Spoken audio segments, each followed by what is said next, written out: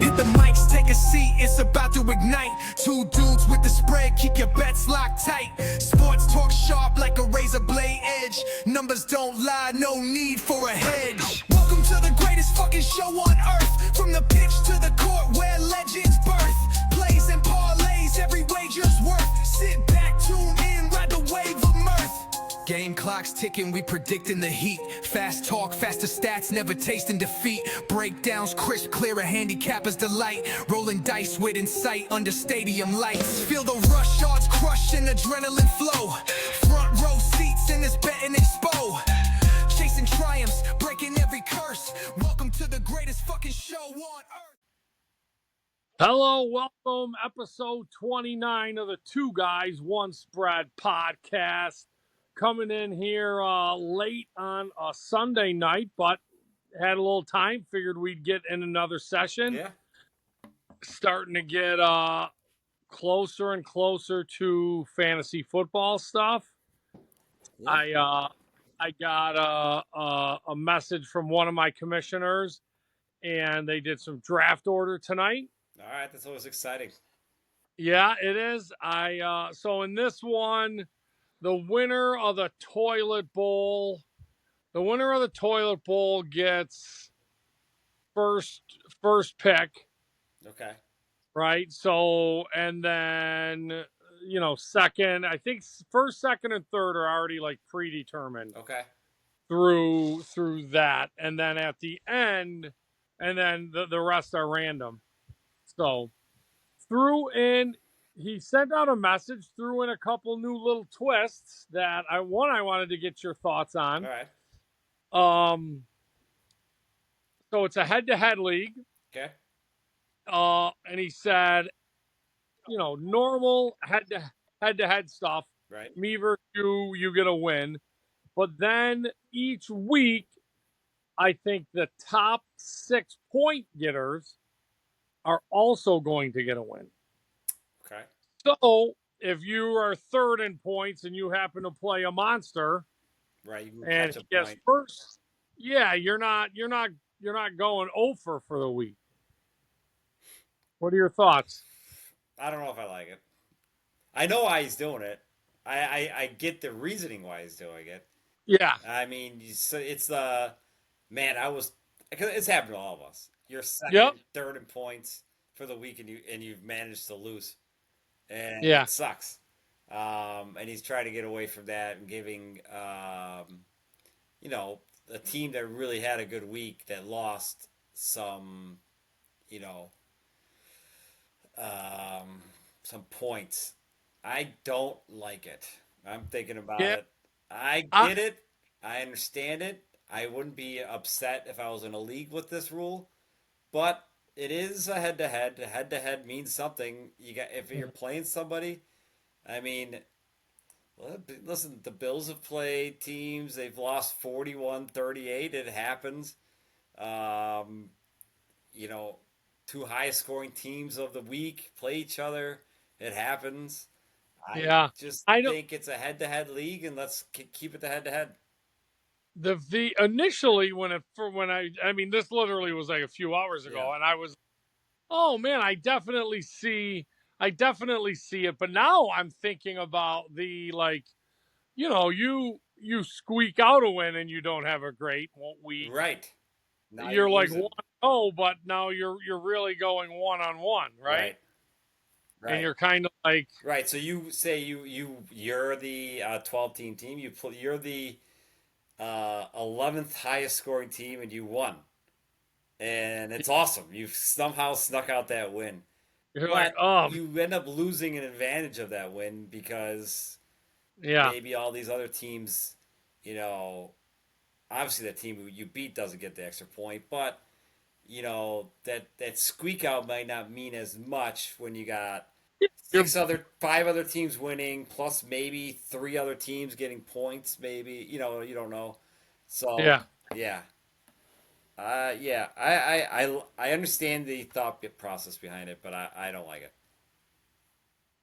Yeah, interesting. That is interesting. We'll have to see. So I had never heard anything about it. I don't Right. know if other people in the league, anyone's going to fight back, or if some of them had already talked. And I mean, like I said, I'm always like, listen, we all play by the same rules. Don't mean I have to Right. like them all the time. Absolutely. But Like I said, if it's I was in a league like this, I when you said it initially, I'm like, I get it. I totally understand. I do understand why he's doing it. You yeah. always have that the week where you play a team where you had what a week you had, and you somehow lost because this And guy had a monster. sometimes it's not even a week. Sometimes it's like a season. I know. You're like, geez, I'm third in points. I'm 2-4. Right, I know. You know, And this would so definitely help that. But then who it hurts is the team that is the opposite, where they're just low scoring, yeah. playing solid defense. You know how we always say Yeah. we're playing solid defense week to week. Or if you're a boom or bust team, right? Right, Like let's say one week you put up 217, right? You're way up there in points, but then you have 3 other weeks where you're down in the yeah, 98s. You're gonna go 1-3 right, in those type of right. matchups. So I know it's interesting. I get why somebody would want to do it. If you're head to head, I want to keep the head to head meaningful, and that's why I don't like it. we'll see where that goes. He's also going to throw in some sort of penalty for last place. I don't mind that. I don't mind that. Which I think are a lot of fun. Yep. I've talked before. I have one where there's a bar tab for the whole league, and that one gets a lot of fun. And there's other people that have different punishments and Right. stuff. So we will. It has been yet to be determined, but we'll see where that goes. Those I like. As long as it's good fun and everybody's for it, I'm all for it. In the draft order, I wound up with the 12th, which is one of my favorites. Right. I of course have to throw out the this is total bullshit. The league's trying to keep me down. Of course, you gotta get that. I'm just gonna overcome and win everything. But I wasn't crushed when I saw I think 12, 11, 10, 11, 12 is not a bad spot to be this year. Yeah, I've always liked those. I feel it gives me a little bit. I mean, one, I get two of the top what I consider 12 to 14 players, right? And it gives me a little bit of a cushion of an injury or something like that. As we spoke last week about, my feelings on if you're a top running back, if you got one and you go running back and that guy struggles or gets, you better have drafted really, really well. Yeah. No, I don't mind that draft position at all. Yeah. But when you're good like me, it doesn't matter where you pick. Yeah, I mean, Tommy could find running backs this year. Listen, I'm all over the place. 17th round, he's got guys that he loves. I really like 17th round going up. I love a guy. Love this run. Deep. Now you want to talk about depth? We're going to talk about it today. We want to talk depth at a position, and it's the tight end position. Yeah, I mean by depth, do you mean like 1 inch? Yes. Like 1 inch deep. Right. Like after there's gonna be a run, maybe in the second and third round of getting the three that are decent, and everybody else you have no idea. No, I mean no clue. Nope. Is number one? I mean, is number one. Who's your number one? Number one. It's funny because to me it's not obvious. It isn't obvious because McBride had a great year last year, an amazing year. He didn't catch any touchdowns basically at all. I think he had 2. That's crazy, but which is insane because he caught let's look at what he had. I just had it up. He had 111 receptions last year, and Brock Bowers had 112. So it wasn't like, obviously everybody loves Brock Bowers and they should, but if you don't get Bowers and you get McBride, you're not missing out on much at all production. And you just got to feel like McBride's touchdowns numbers have to go up. He's just used too much in that offense And to not go up. and so I got ESPN up here. 5 of the 7 have Bowers won. I think there's a little argument to be made about McBride. You have some history. He's Right. done it more than 1 year. Right. Consistency, right? Same coach, Right. Same coach, coach, staff, same quarterback, same offensive quarterback. plan. Yep, everything's coming back. I mean, I've watched so many Pete Carroll games. I'm not sure he's ever loved passing to the tight end. Right. So I think the case could be made for McBride to be one. Absolutely. I'd be surprised if you're in a lot of drafts and he does go over Bowers. I'd be very surprised. But if somebody did it, they're not an idiot. I mean, Yeah. it's like I said, McBride did it. He had one less reception in one less game played.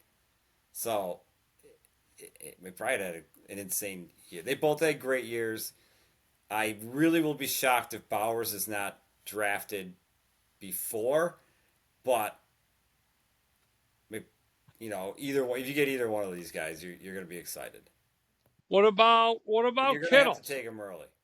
Kittle's a bunch, obviously, probably 3 for a lot. I mean, he is coming off his second best season ever.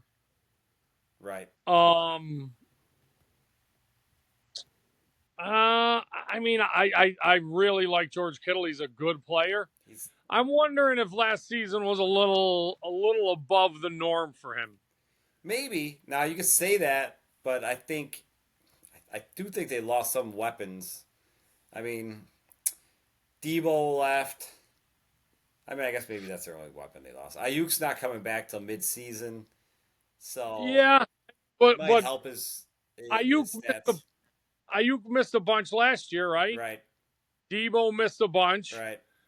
McCaffrey was Gone the whole not season, basically. He's the whole season. Yeah, I don't know. I mean, again, I think he's a solid 3. I think his numbers will get helped. He's got to stay healthy. He was basically healthy last year, which is good. He plays through anything if he can.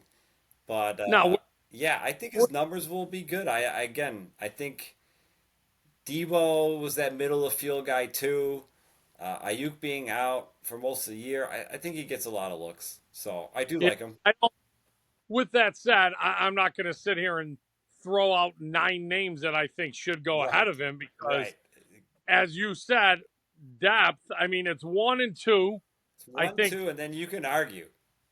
You can argue. I mean, I'm going to read down off these names.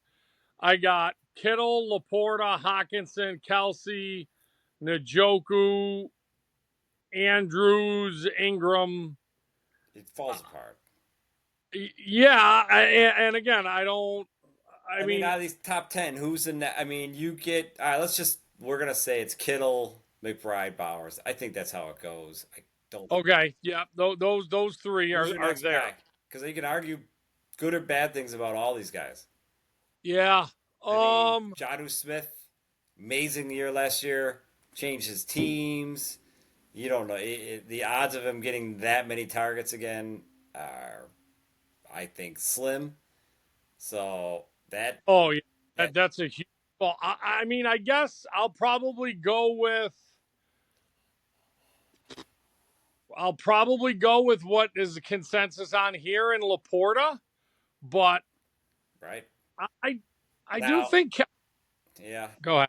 I mean, again, we argue Laporta's totally new offense coming his way. We don't know. He had a very down year last year. I mean, his start. Well, that's the thing. I think his start to the season was so bad. I'm not sure if it's going to continue that way. In the beginning of the year, it seemed a little bit like it was one of those where I don't know if it's game plan designed that way. Right. No, I mean, he had just didn't seem like he was even getting targeted. He wasn't getting targeted. Correct. He had 5-3, 2-4, 1-2. After that, it went 6-3, 6-6, 6-7, 10-7, 8-7. Right. So I think he I was don't know banged if he up was early too. correct. It definitely could be something along those Right. lines. It could be, the offense. They were trying to make some different things happen. I mean, he caught 60 out of 83 targets. Right. There were 23 in completion. So Yeah. it's that part's not. Yeah, when they went to him, The, he basically caught it.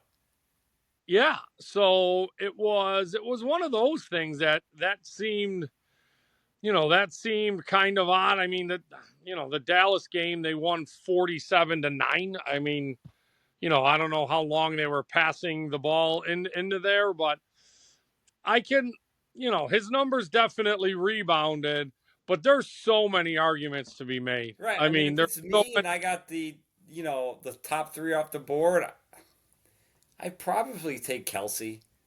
That's still, I know, maybe he had 97 catches last year. It wasn't like I, everybody wants to just be like, he was so bad. I mean, yeah, he's not Kelsey of 5, 6 years ago. but that was like historic legendary, I know. right? And he goes 97 catches. I on It's 133 targets. I yes. mean, That's again, an and insane amount of targets. you mix in 1, 2, and again, my guess is he's going to have 2 or 3 of those this year. Just horrible games. He had 8 yards versus the Bills. Right, I know. He had 5 yards versus the Bengals, right? Again, those are extreme, Right. but he's probably going to mix in a couple of Right. those, He did have some you know. duds. But there's some of it might depend on what the rest of my team looks like, right? Right. If I have a couple question marks someplace else, I may want Kelsey, who I think is more likely to be consistent than maybe a Laporta Right. or something. Right. Right. If I have another spot where I feel like, man, I got some real comfortable depth that I like with those receivers and running backs, I may shoot for the moon and go Laporta over Kelsey. You know what I mean? Yeah, I get it. But yeah, no, I mean, if the general consensus is that Kelsey was like atrocious last year, right? And I mean, he had 823 yards. That's not the 1,100 that he's gotten in the past, but from a tight end, that's still number one tight end type stuff. Yeah, absolutely. Absolutely. Yeah, the person I see dropping is Smith. I think the trade and just going to a new team, I just see I'd be interested to see where he ends up falling. This has him ranked 17th, which is right next to Freiermuth. Yeah, that's crazy. One guy has him 11th, and someone else has him 13th, and the rest are all down by those. Yeah, that's. But I'll say this: they have you got let's see, who are the rookies? You got Warren and Loveland both ahead of him. I think it's one of those guys is going to really underperform. Tight ends often do as rookies. Very tough position to step in. I mean, that's what makes Bowers unbelievable. Yeah. Very tough position to step in and be NFL ready, right?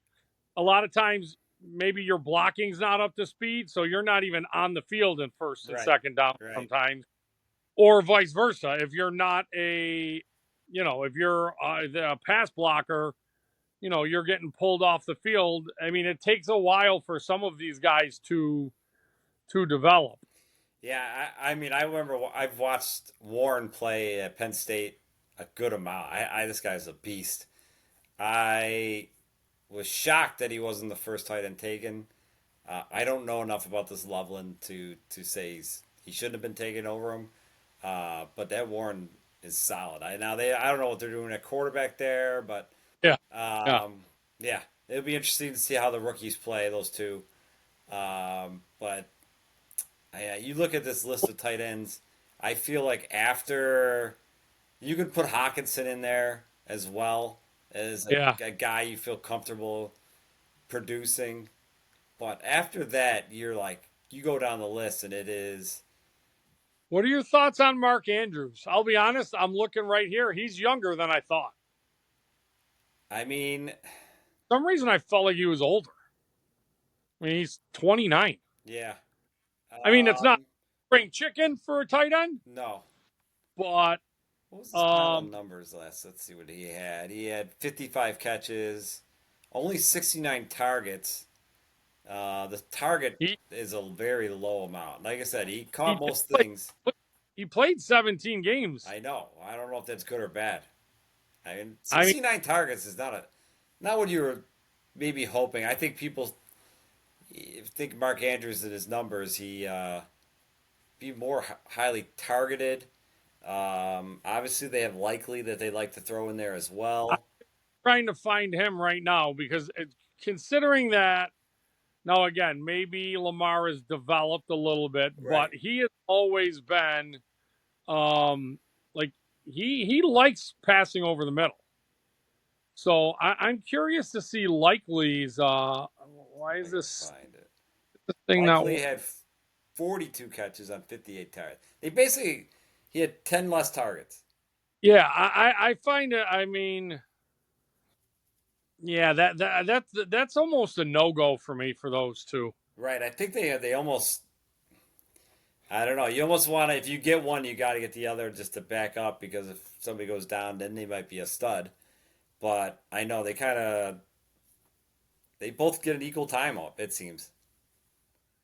Yeah, yeah. I'm not sure if I mean, I didn't love Andrews. Like I said, I was surprised he was 29, but I didn't love him before. And seeing that he played 17 games, uh, I'm not sure how much I love him. But you know, around here, you got question marks all over. All over the Njoku, place. the quarterback is obviously an issue there.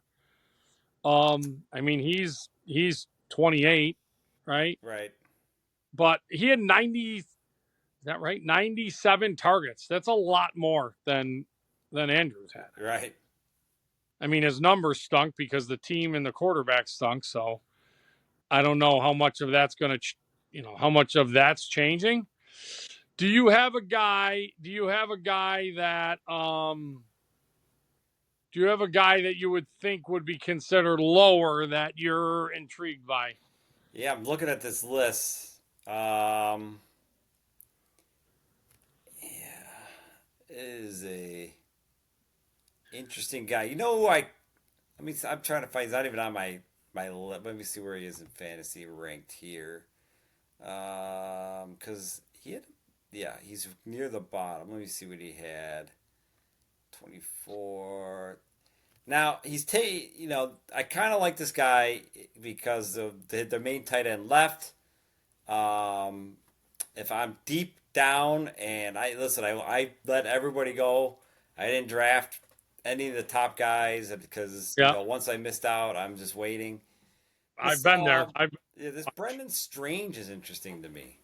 Yeah, With let's see, with Evan Ingram leaving, he went to Denver. That makes him the number one guy in Jacksonville. Jacksonville's offense, I mean, it should be pretty. It shouldn't. Listen, I made my opinion on Lawrence. I don't think he's very good, but it should be a decent offense. They got talent, it seems, everywhere.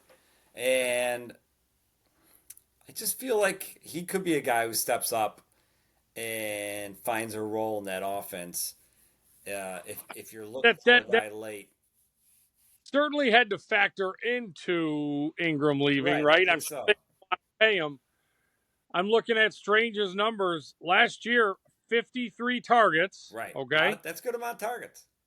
40 catches, Yeah, 40. I mean, that's a high percentage, right? and that's with. You're I looking know at Ingram was hurt a little bit, but almost, that's with Ingram there. yeah, you're looking almost at 80% uh catch rate. Right. Yeah, You it's a guy I'm really interested in. You know, like he's a guy that if you're to say you get to the point where you're like I don't like these six, right. I don't know. I mean, again, I think on this ESPN ranking, He's low.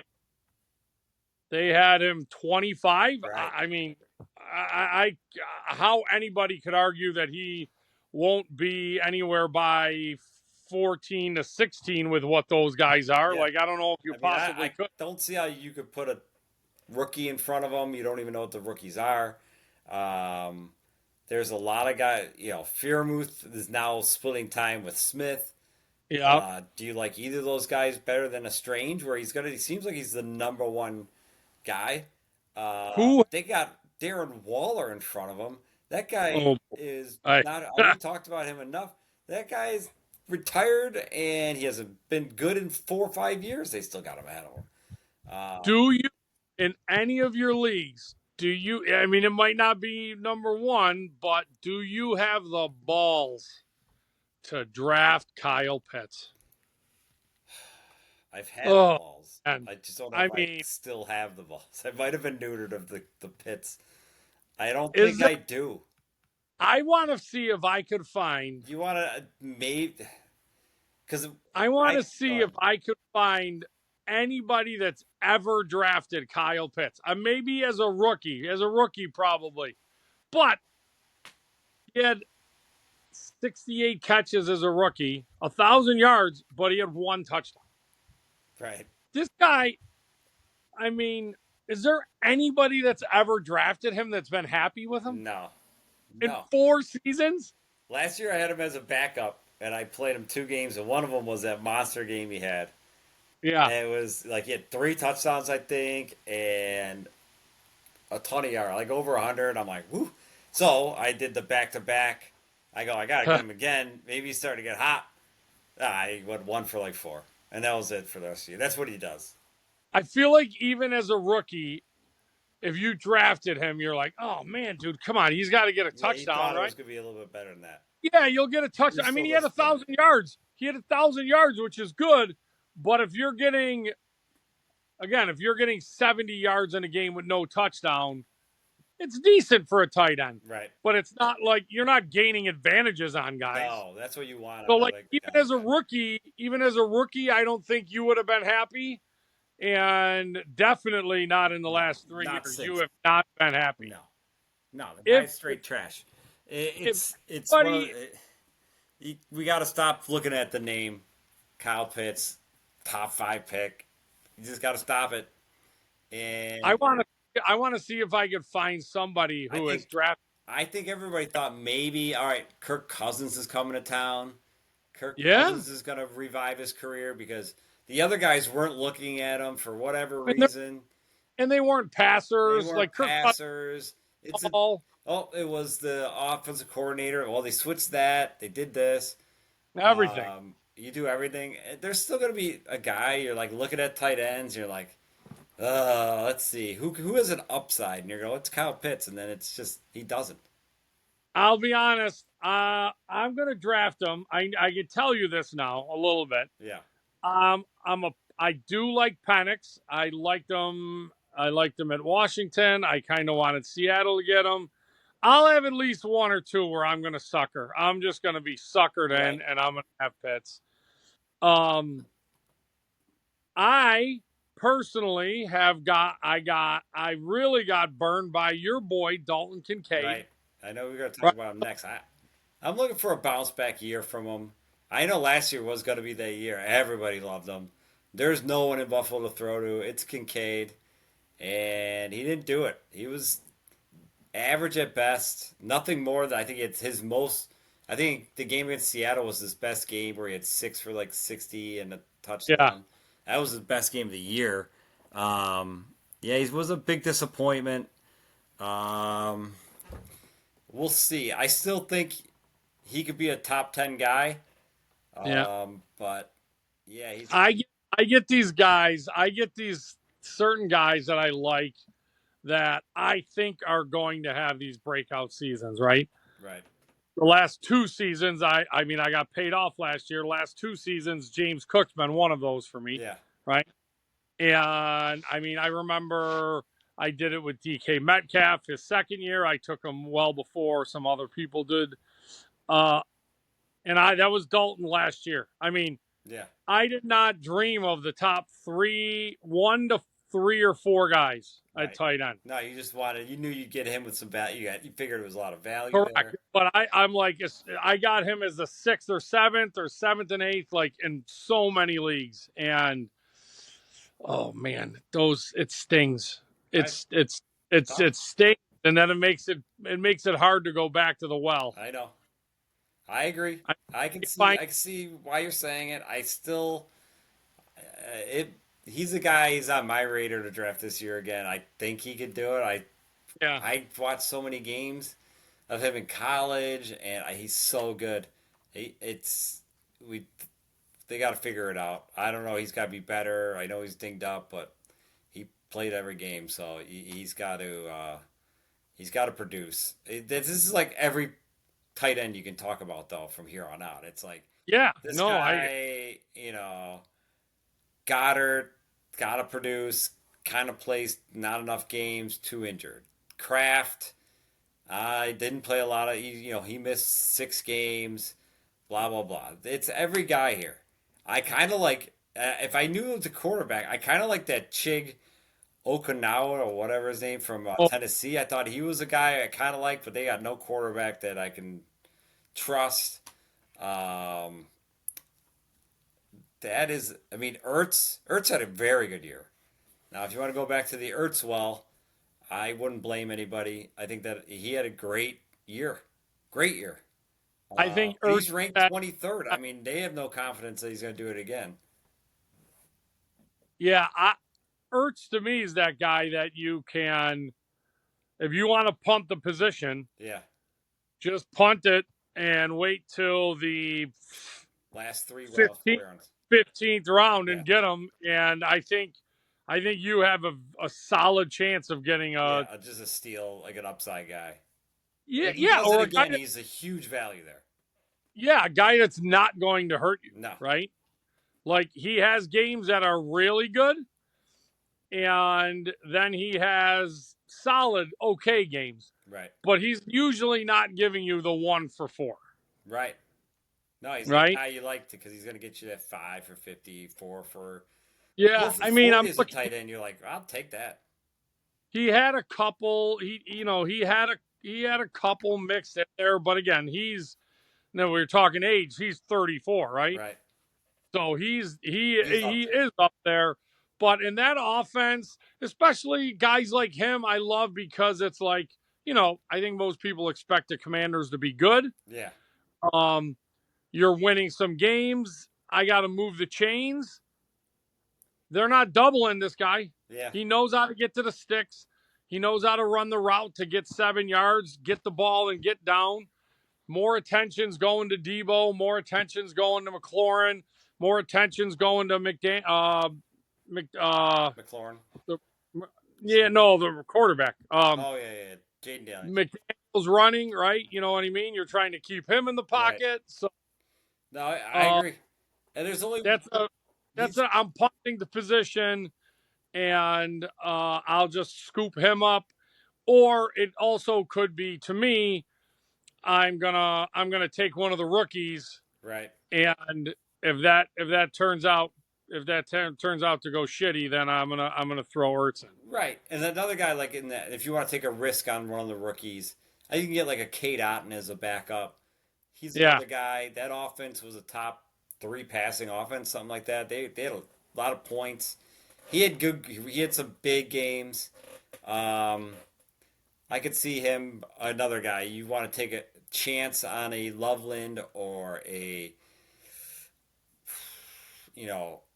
any of these middle tier, Warren. And you can come back and you're like, you know what? I can get Otton. Maybe there's some upside there. I'm telling you right now, when I go into the draft, I think there's 6 to 7 tight ends I only will look at. And everybody else I'm passing on. And it's Bowers, McBride, Kittle, Laporta, Hockenson. And then I just fall down. I go, I'm going to wait. I mean, I guess those top tier guys are fine. If you get one of them, you're happy. there's going to be a tight end run once these guys go, they're going to go. And That's then what if you don't starts. want to get on that, if you miss the end of that run or you're not part of it, you wait. And then I go middle tier, and I'm looking at a rookie or Kincaid, and then I fall back to the end. And if I get a Kincaid or a rookie, then I get Ertz and Otten or Strange to just back them up. And I feel like one of those guys can maybe be serviceable. Yeah, there'll be. I mean, I'm looking at what about Tucker Kraft? Right, there was a time I feel like after his rookie season, Yeah, big expectations. I mean, he doubled his numbers last year, right? yeah. 50 catches, 707.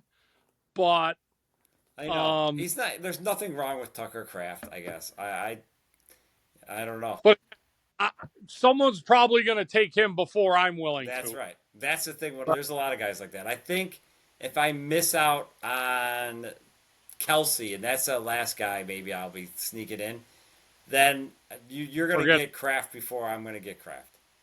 You're Yeah, going to get Njoku before I get Njoku. You're going to get Andrews before I get Andrews. guys start to and other people start to panic, right? Right, and I won't panic on it. I'll be like, listen, I believe that Andrews and Kincaid are the same person.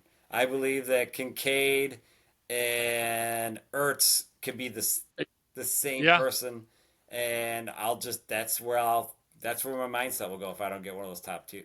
Yeah, I mean every now and then you get me late in like I don't know, maybe the 12th or something, and I'm like, man, I really like there's not a receiver or running back that I'm comfortable with. Yeah.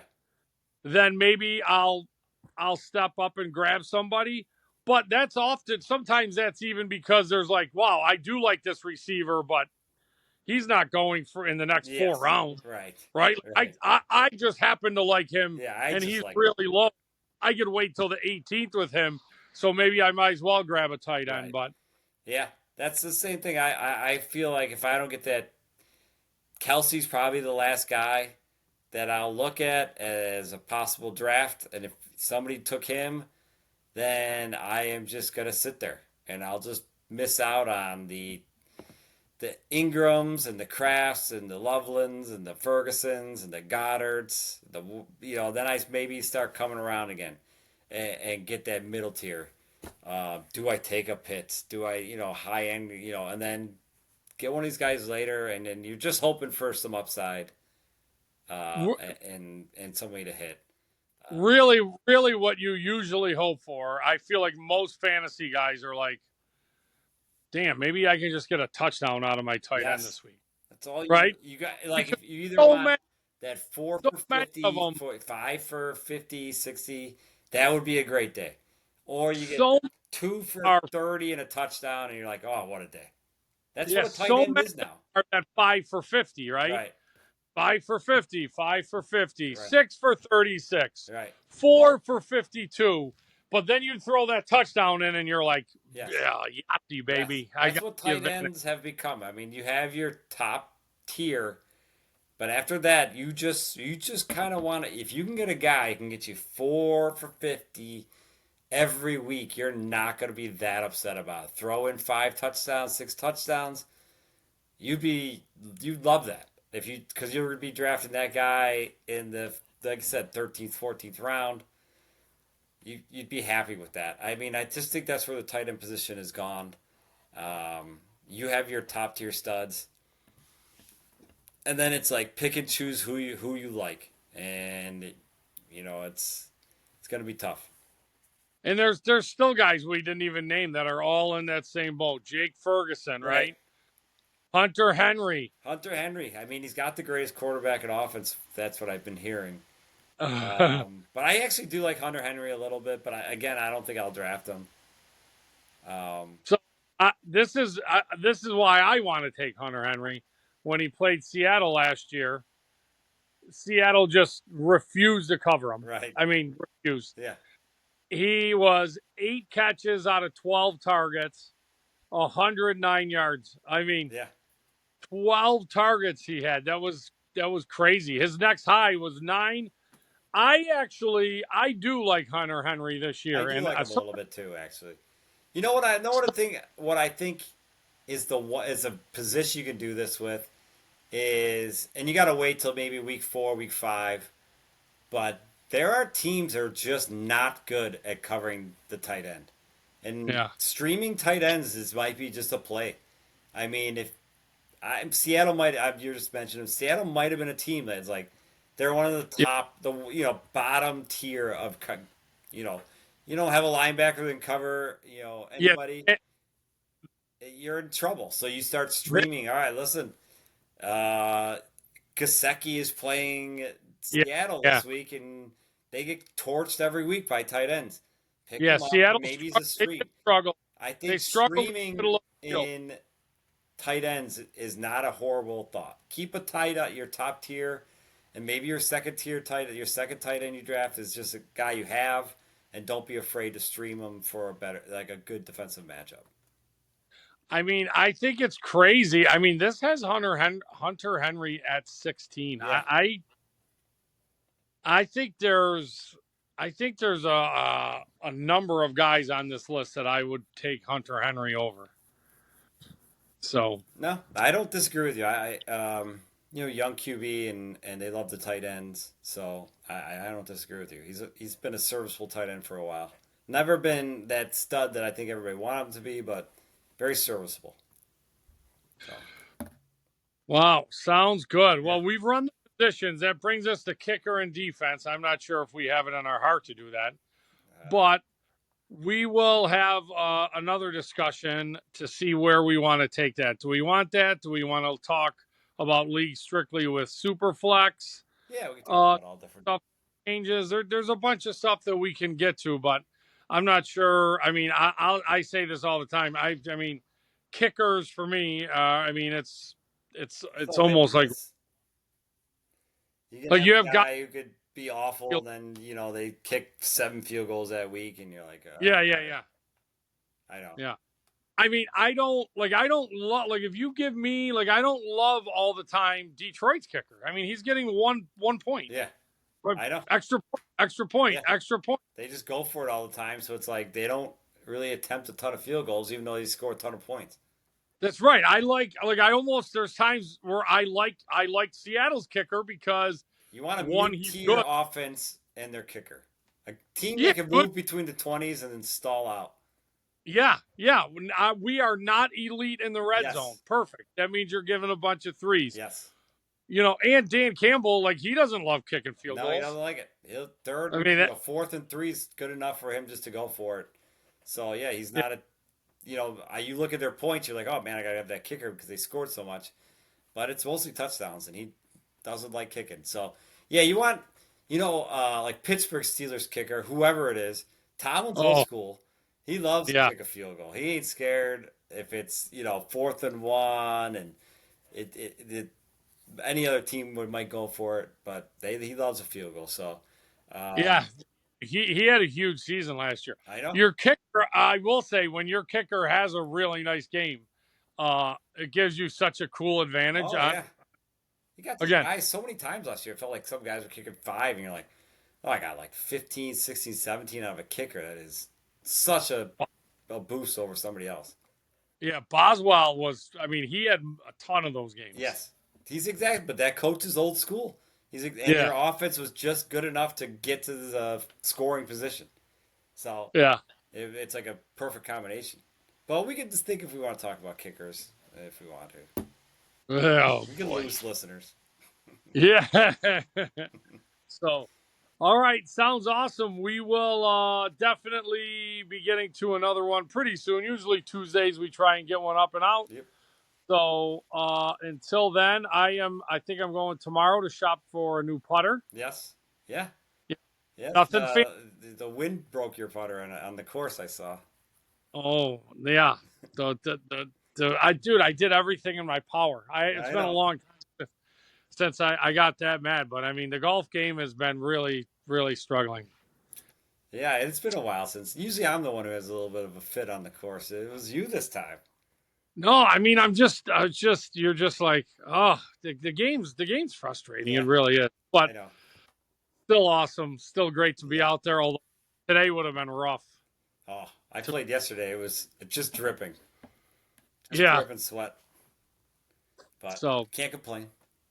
No, definitely cannot complain. Anytime you get to go out and golf. Yep.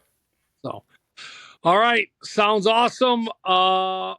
We will get this up and posted to our 4 forums: YouTube, Spotify, iHeartRadio, and Apple. Right? Apple's the other one. Yep. So we appreciate it all. Everyone should be just starting to really get into it. Get ready for camps your coming around in like a couple weeks. Yeah, I know this. I know Shope will have a draft super soon. Yep. I mean, he's a huge fantasy guy. Yep. Yeah, and there's times they have one. I was like, man, that's really early, but it is fun. I mean, again, it brings just another different aspect to it. So yeah, but we will absolutely be, getting our draft stuff in order as we prepare for all of our different leagues. So for sure. All right, sounds good. All right, talk to you. See ya.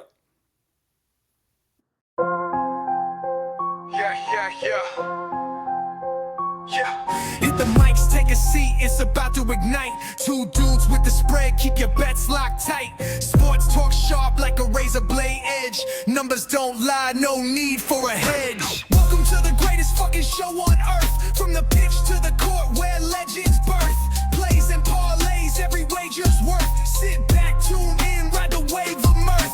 Game clock's ticking, we predicting the heat. Fast talk, faster stats, never tasting defeat. Breakdowns crisp, clear, a handicapper's delight. Rolling dice with insight under stadium lights. Feel the rush, yards crush and adrenaline flow.